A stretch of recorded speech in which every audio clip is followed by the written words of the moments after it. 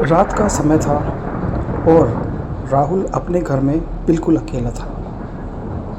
ठंडी हवाएं खिड़की के अंदर से कमरे में आ रही थी। राहुल पढ़ने बैठ गया था। अचानक उसकी नज़र खिड़की पर पड़ी। उसने देखा कि खिड़की के शीशे के ऊपर किसी इंसान का साया झलक रहा है। उसने सोचा, अरे नहीं, शायद बाहर किसी पेड़ की टहनी हिल रही है। पर जब उसने गौर से देखा तो वो साया हिल भी नहीं रहा था, बल्कि सीधा खिड़की से अंदर की तरफ उसे घूर रहा था। राहुल का दिल जोर जोर से धड़कने लगा। उसने हिम्मत करके खिड़की खोली, लेकिन खिड़की के बाहर कोई नहीं था। डर के मारे उसने बत्ती बंद करी और अपने बिस्तर पर सोने की तैयारी करने लगा। वो डर के मारे सोने की कोशिश कर रहा था।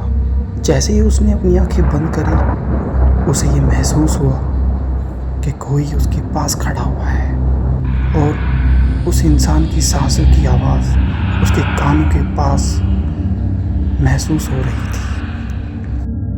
उसने धीरे से अपनी आंखें खोली तो उसने अपनी आंखों के सामने वही साया दिखाई दिया जो थोड़ी देर पहले उसने खिड़की पे देखा था।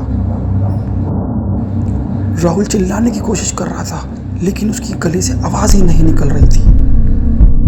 तभी वो साया उसके पास आया और उसके कान पे फुसफुसाते हुए बोला, राहुल, तुम अकेले नहीं हो, मैं हमेशा तुम्हारे साथ रहूंगा। ये सुनकर राहुल बेहोश हो गया।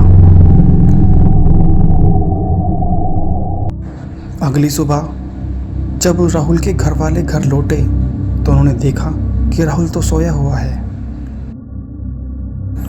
पर उसकी खिड़की तो अंदर से बंद थी और खिड़की के शीशे के ऊपर आज भी वो साया बना हुआ था। पर इस बार वो साया राहुल का नहीं था।